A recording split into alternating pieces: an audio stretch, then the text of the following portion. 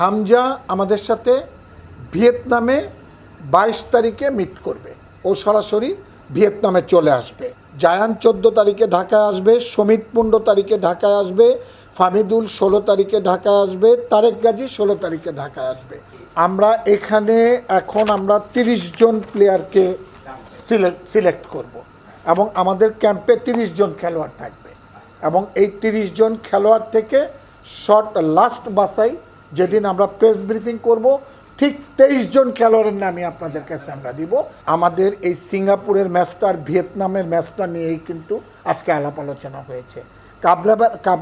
কাবরেরাকে নিয়ে কোনো কথা হয় নাই এবং কাবরেরাকে নিয়ে আমরা কি করব না করব আমরা সিঙ্গাপুরের ম্যাচের আগে এ ব্যাপারে কোনো সিদ্ধান্তই আমরা নেই এবং নিবও না। আচ্ছা, আসলে ব্যাপারটা আপনারা জানেন যে আমাদের বাংলাদেশ জাতীয় ফুটবল দল যেটা ন্যাশনাল টিম, আমাদের একটা খেলা রয়েছে। সেই খেলাটা হচ্ছে আপনারা জানেন সিঙ্গাপুরের সাথে, যার পরিপ্রেক্ষিতে আমাদের দল, আমাদের কোচ তার একটা দল ঘোষণা করেছে এবং সেই ঘোষণা আপনারা পেয়েছেন। সিঙ্গাপুরে যাওয়ার আগে আপনারা জানেন যে আমরা 26শে মার্চে আমরা ভিয়েতনামের সাথে একটা ম্যাচ খেলব এবং ভিয়েতনামের সাথে ম্যাচ খেলব। এই ভিয়েতনামের সাথে ম্যাচ খেলার আগে যেহেতু আমাদের টিমের প্রয়োজন, আমরা 16 তারিখে আমরা টিমকে ডেকেছি এবং 16 তারিখে আমাদের বাংলাদেশেই ঢাকা শহরে একটা অভিজাত একটা খুব ভালো একটা হোটেলে আমাদের খেলোয়াড়রা থাকবে এবং 16 তারিখ থেকে 20 তারিখ পর্যন্ত আমরা থাকব। 20 তারিখ পর্যন্ত থেকে আমরা 20শে মার্চে আমরা ফ্লাই করব আপনার ভিয়েতনামের উদ্দেশ্যে আমরা ফ্লাই করব।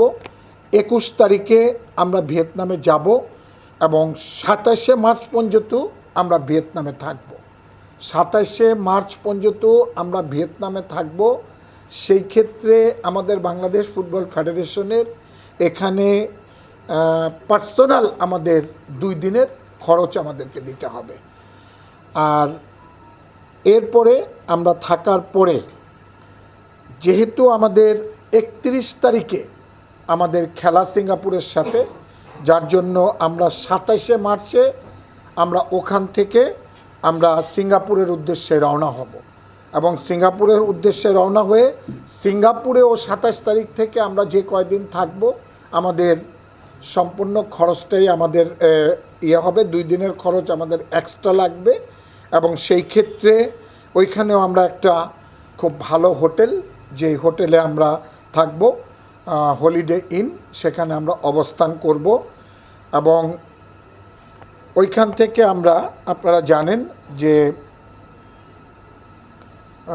আমাদের যে খেলোয়াড়দেরকে ডাকা হয়েছে সেই খেলোয়াড়দের মধ্যে 23 জন খেলোয়াড় আমাদের যাবে। 23 জন খেলোয়াড় যাবে, বাকি অফিসিয়ালরা যাবে, কোচ যাবে, টেকনিক্যাল যারা আছে তারা সবাই যাবে এবং আমরা 31 তারিখে খেলে 1 তারিখে আমরা বাংলাদেশে আবার রিটার্ন করব। তা বাংলাদেশে আমরা রিটার্ন করব। তা আপনারা জানেন যে হামজা আমাদের সাথে ভিয়েতনামে 22 তারিখে মিট করবে। ও সরাসরি ভিয়েতনামে চলে আসবে। জায়ান 14 তারিখে ঢাকায় আসবে, সমিত 15 তারিখে ঢাকায় আসবে, ফামিদুল 16 তারিখে ঢাকায় আসবে, তারেক গাজী 16 তারিখে ঢাকায় আসবে। এবং আপনারা যে লিস্টটা পেয়েছেন, বাকি যদি কোনো কিছু থাকে সেটা আমরা যাওয়ার আগে প্রেস ব্রিফিংয়ের মাধ্যমে বাকিটা আপনাদেরকে জানিয়ে দিব। ভিয়েতনামে একটা প্র্যাকটিস ম্যাচ খেলতে, ভিয়েতনামে আমাদের 26 তারিখে খেলা এবং আমরা যাব হচ্ছে 20 তারিখে ফ্লাই করব। 16 তারিখে আমরা ক্যাম্প ডাকবো। ক্যাম্পে 16 তারিখ থেকে 20 তারিখ পর্যন্ত ক্যাম্পে থাকব। 20 তারিখে ওখান থেকেই আমরা ফ্লাই করব। 21 তারিখে আমরা ভিয়েতনামে যাব এবং 21 থেকে 27 তারিখ পর্যন্ত আমরা ভিয়েতনামে থাকব। আমরা এখানে এখন 30 জন প্লেয়ারকে সিলেক্ট করব এবং আমাদের ক্যাম্পে 30 জন খেলোয়াড় থাকবে এবং এই 30 জন খেলোয়াড় থেকে লাস্ট বাছাই যেদিন আমরা প্রেস ব্রিফিং করব ঠিক 23 জন খেলোয়াড়ের নামই আপনাদের কাছে আমরা দিব এবং 23 জন খেলোয়াড় নিয়ে আমরা ভিয়েতনামে যাব। ভিয়েতনাম থেকে আমরা সিঙ্গাপুরে আসব এবং সিঙ্গাপুরের যে ম্যাচটা আমাদের মুখ্য বিষয়, যে ম্যাচটা আমাদের অধীর আগ্রহে সারা বাংলাদেশের মানুষ অপেক্ষা করছে। তবে যেহেতু আমরা ভিয়েতনামের সাথে একটা ফিফার টায়ার ম্যাচ পেয়েছি, আমরা চাচ্ছি যে একটা প্র্যাকটিস ম্যাচ খেলে একটা ভালো এক্সপিরিয়েন্স নিয়ে আমরা যাতে সিঙ্গাপুরে যেতে পারি এবং সিঙ্গাপুরের সাথে আমাদের দৃঢ় বিশ্বাস যে আমাদের খেলোয়াড়রা কিন্তু এখন প্রতিটা খেলোয়াড় কিন্তু লিগে আছে এবং তারা লিগ খেলছে, ফেডারেশন কাপ খেলছে এবং তারা কিন্তু একটা শেপে আছে এবং আমাদের বিশ্বাস যে সবাই প্র্যাকটিসে আছে এবং ন্যাশনাল টিমের প্র্যাকটিসেও যখন তারা জয়েন করবে, যার জন্য আমরা 16 তারিখে অলরেডি ডেকে ফেলেছি। সামনে আপনারা জানেন যে ঈদ, এই ঈদের আগেই কিন্তু আমরা প্লেয়ারদেরকে ডেকেছি এবং ডেকে আমরা কিন্তু অলরেডি 21 তারিখে আমরা ঈদকে প্রাধান্য না দিয়ে আমরা খেলাটাকে প্রাধান্য দিচ্ছি এবং আমরা কোনো অবস্থাতেই কোনো খেলোয়াড়কেও আমরা আপনার ছাড়ব না। আসলে আমাদের মেনলি আমাদের এই সিঙ্গাপুরের ম্যাচটা আর ভিয়েতনামের ম্যাচটা নিয়েই কিন্তু আজকে আলাপ আলোচনা হয়েছে।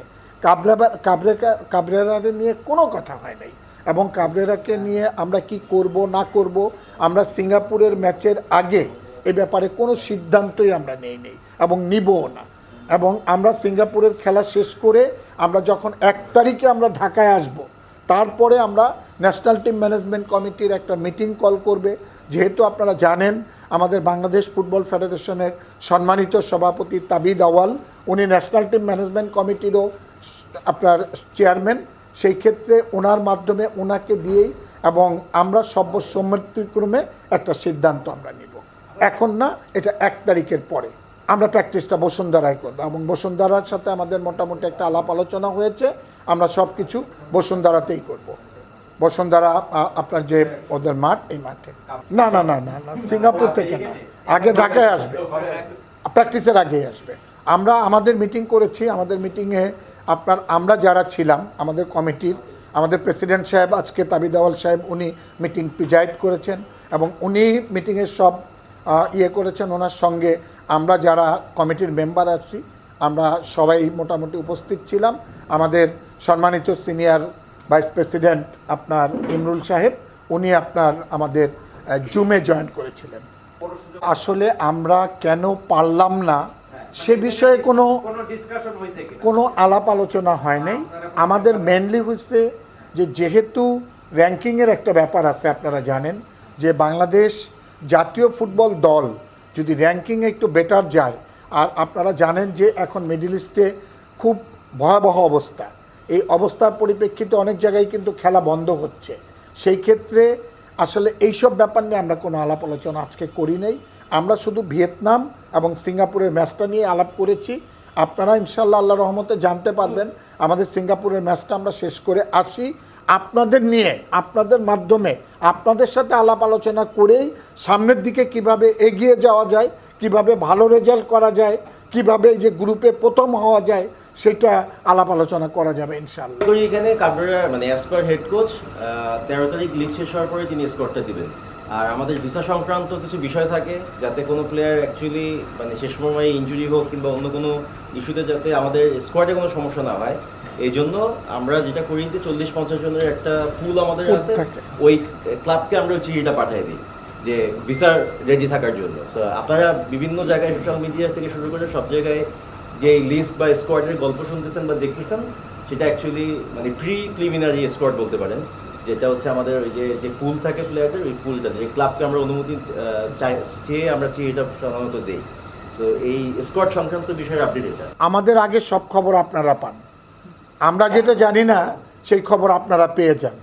অতএব হামজার অবস্থা কি, হামজা কোন ম্যাচ খেলতেছে, হামজা কার সাথে খেলতেছে, হামজা কখনো মানে কি অবস্থায় আছে আমাদের চেয়ে আপনারা ভালো জানেন। কিন্তু আমাদের যে দায়িত্ব, সেই দায়িত্ব আমরা অক্ষরে অক্ষরে পালন করি, আমাদের অফিস অক্ষরে অক্ষরে পালন করে। হামজার সাথে আমাদের যোগাযোগ হচ্ছে, হামজার জন্য আমাদের কিছু করতে হবে কি না, তাদেরকে কোনো কপারেশন করতে হবে কি না, তাকে কোনো হেল্প করতে হবে কি না, বাংলাদেশ ফুটবল ফেডারেশনের পক্ষ থেকে তাকে কোনো সহযোগিতা করতে হবে কিনা সেই দিকে আমরা সজাগ দৃষ্টি রেখেছি এবং ইনশাআল্লাহ আল্লাহর রহমতে হামজা এখন সম্পূর্ণ সুস্থ এবং আগামী আমরা যে ভিয়েতনামে যাচ্ছি ভিয়েতনামেই হামজা আমাদের সাথে জয়েন করবে এবং ভিয়েতনামে জয়েন করে ভিয়েতনামের থেকে সিঙ্গাপুরে যাবে এবং সিঙ্গাপুরের ম্যাচ শেষ করে তারপরে সে তার দেশে যাবে।